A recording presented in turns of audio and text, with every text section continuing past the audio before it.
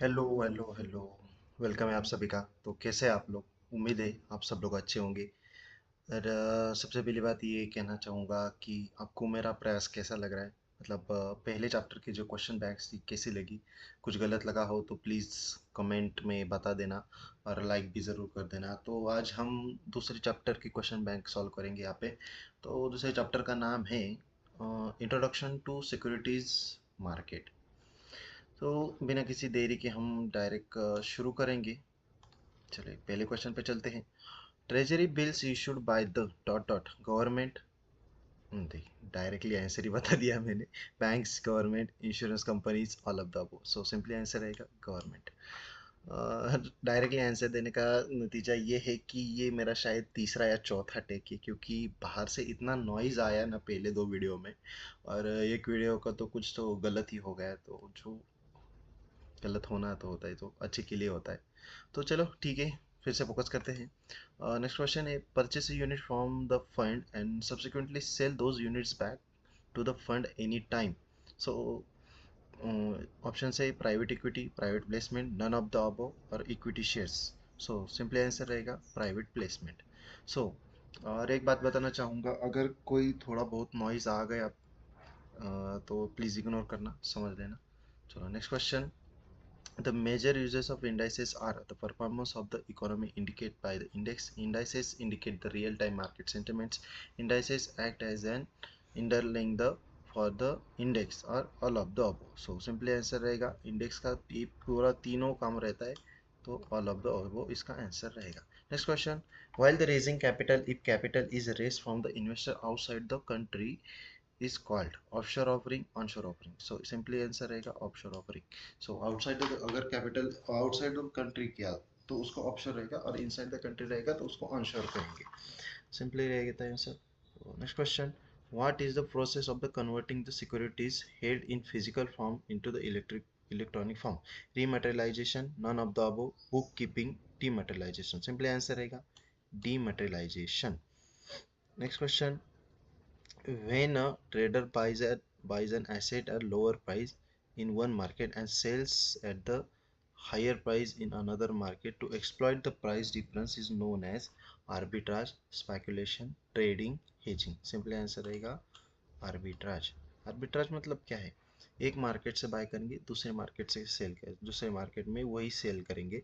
जो price difference रहेगा, जैसे कि हमने टाटा का शेयर 200 रुपये में एनएससी से लिया है और उसको 201 रुपये में बीएससी में बेचा, जो 1 रुपये का डिफरेंस है ना, उसको प्रॉफिट निकालने के लिए उसे आर्बिट्राज कहते हैं, एक मार्केट से दूसरे मार्केट में सेल करना। So next question, a pledge is an act of taking a loan against the securities by the investor. Then the entity that's giving the loan against the securities is called as pledgee or pledgor. So इसका answer रहेगा pledgee. Next question, an agreement between two parties exchange future cash flows the based on the predetermined formula known as option, contracts, swaps, none of the above. Option तो अपना regular trade होता है exchange में, contracts भी होते हैं। सो pre determined formula क्या हो सकता है? Simply swaps.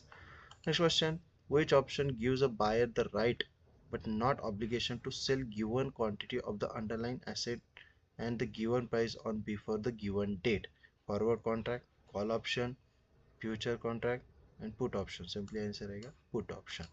Next question, debt instrument issued by institution against the financial assets such as home loans, auto loans, rent receivable, credit cards receivable, etc., etc., are known as commodity linked debentures, mortgage backed securities, currency link debentures, equity link debenture. Equity तो आता नहीं, currency भी आता नहीं, और loans loans का मतलब commodity भी कट हो जाता है। सिंपली आंसर क्या रहेगा? Mortgage back securities. Next question, what is an entity established or incorporate outside India proposes to the market make investment in the India? Domestic portfolio investor, outside India मतलब domestic तो cut होगा यहाँ से direct. Foreign portfolio investment, outside मतलब simply answer यही रहेगा foreign portfolio investor. और insurance companies नहीं है, म्यूचुअल फंड भी नहीं है। सो next question, which of the following statements accurately describe the global depository receipt? GDRs. GDRs are not related to international trading. So GDR मतलब global, इसका answer ये तो कट हो जाएगा यहाँ पे, ये नहीं है. GDR depository receipt that can be traded in various countries. Simply GDR मतलब ग्लोबल और वेरियस कंट्रीज. अगर GDR रिसीव मतलब होता है तो वो मल्टीपल कंट्रीज में ट्रेड कर सकते हैं ना. सो सिंपली आंसर रहेगा GDR receipts can be traded in various countries. तो नेक्स्ट आंसर क्या है? GDR exclusive use in domestic. No, GDR मतलब ग्लोबल है, डोमेस्टिक मतलब अपना लोकल रहता है. और GDR और depository receipt limited trading in single countries नहीं, मल्टीपल कंट्रीज. सो आंसर है वो सेकंड वाला. Next question is, which agency act as a legal counterparty to all trades and guarantees settlements of all transactions on the stock exchanges? Clearing corporation, clearing banks, merchant banks, all of the above. Stock exchange मतलब clearing banks नहीं है, merchant banks नहीं है, all of the भी नहीं है. तो simply answer रहेगा clearing corporation. अगर आपने NSM 8 दिया हुआ होगा तो आपको ये जो आंसर से कुछ आंसर ऐसे है NSM रिसर्च एनालिस्ट में, तो NSM 8 से ही लिया हुआ है. अभी ये भी है, ये भी क्वेश्चन देखो. Term trades are settle on, उसका ऑप्शन है T+1 day, previous day, T+2 day, same day.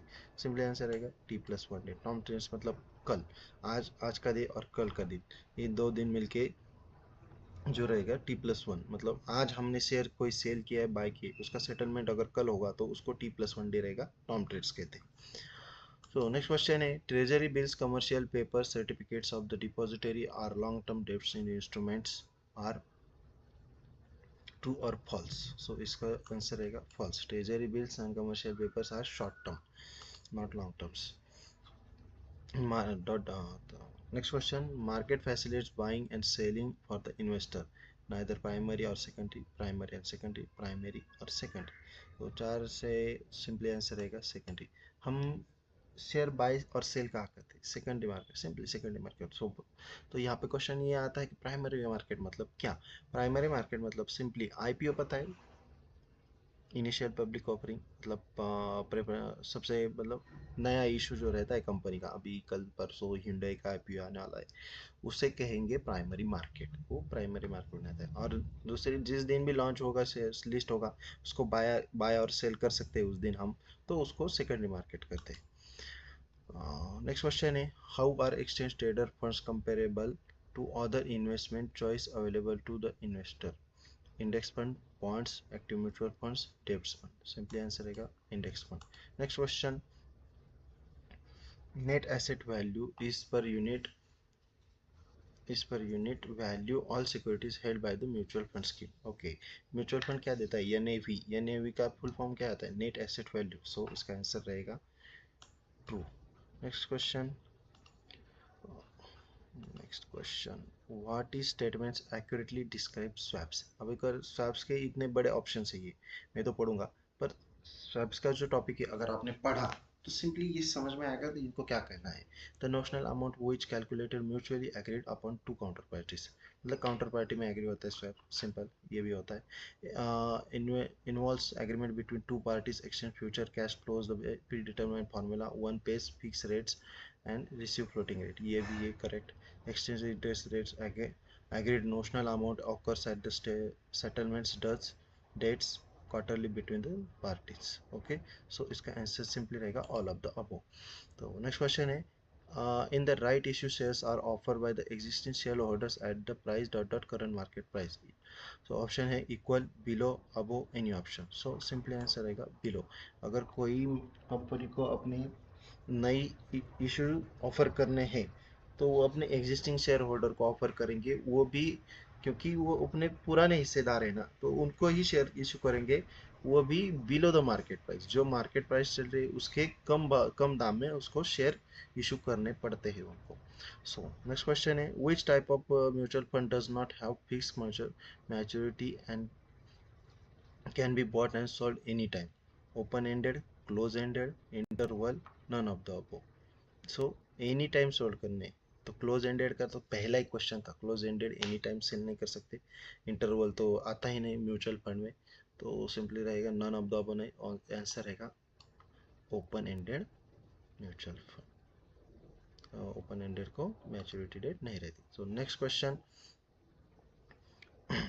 bond issue dot dot inside in India denominated uh, bond issue dot dot India and denominated in dot dot are known as masala bonds. Outside INR, inside USD, inside INR, outside USD. Simply answer रहेगा outside INR. So next question is, securities market provides platform mutually satisfied goals of dot dot and borrowers dot dot and dot dot. Borrowers and seekers, government issuers, issuers and investors, liquidity raising capitals. Answer रहेगा issuers and investors. Next question is, depository receipt have the underlying of the shares of the issuer company true or false? So इसका answer रहेगा depository receipt है underlying the shares, issue रहेगा, इसका answer रहेगा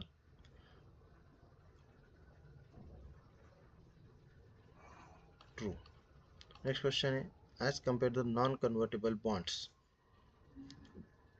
the yield on the convertible bond is relatively higher or relatively lower? So answer again relatively lower.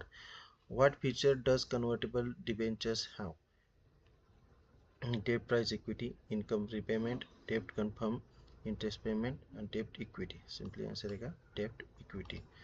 As per the SCRA, term securities includes which of the following? Government securities, derivatives, share scripts or bonds, all of the above. Simply answer रहेगा all of the above. The payment of interest and repayment of principal FCCB foreign currency, true or false? So answer रहेगा true. So next question, along with the SEBI and other regulators under the Companies Act, RBI also regulates the equity share market, true or false? So इसका answer रहेगा false. RBI equity share market regulate नहीं करती. सो कैसा लगा आपको आज का भी question answer, question bank second chapter का? तो कमेंट में बताइएगा, और कुछ थोड़ा बहुत नॉइज आएगा बाहर से, और कुछ गलत लगा हो तो प्लीज़ बताए ना, कमेंट में बताना. तो कोई बात नहीं, मिलते कल फिर से. तो पढ़ते रहिएगा. Bye bye. Thank you.